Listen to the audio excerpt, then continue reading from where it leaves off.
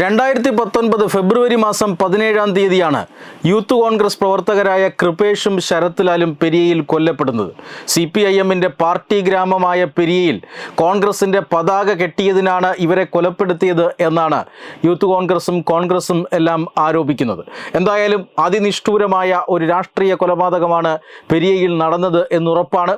ആ കൊലപാതകത്തിന് പിന്നിൽ കൃത്യമായി CPM നേതാക്കളുടെയും CPM പ്രവർത്തകരുടെയും പങ്ക് അന്ന് മുതൽ തന്നെ വ്യക്തമായിരുന്നു. അതുകൊണ്ട് തന്നെ പിന്നീടുള്ള കാര്യങ്ങളിൽ CPM വളരെ ജാഗ്രതയോടുകൂടിയാണ് ഇടപെട്ടത് എന്ന് നമ്മൾ കണ്ടു.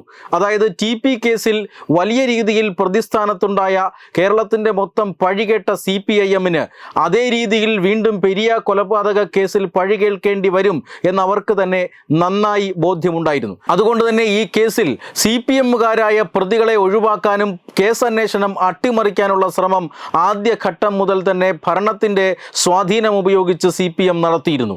പോലീസിൻ്റെയും ക്രൈംബ്രാഞ്ചിൻ്റെയും അന്വേഷണം വലിയ രീതിയിൽ കുഴപ്പം പിടിച്ചതായിരുന്നുവെന്നും ഇത് കേസ് അന്വേഷണം അട്ടിമറിക്കാനുള്ള നീക്കമാണ് എന്നും അന്ന് തന്നെ ആരോപണം ഉയർന്നതാണ്. ഇതിൻ്റെ പശ്ചാത്തലത്തിലാണ് CBI അന്വേഷണം വേണമെന്ന് കോൺഗ്രസും ഈ കൊല്ലപ്പെട്ട ശരത്ലാലിൻ്റെയും കൃപേഷിൻ്റെയും കുടുംബങ്ങളും ആവശ്യപ്പെട്ടത്.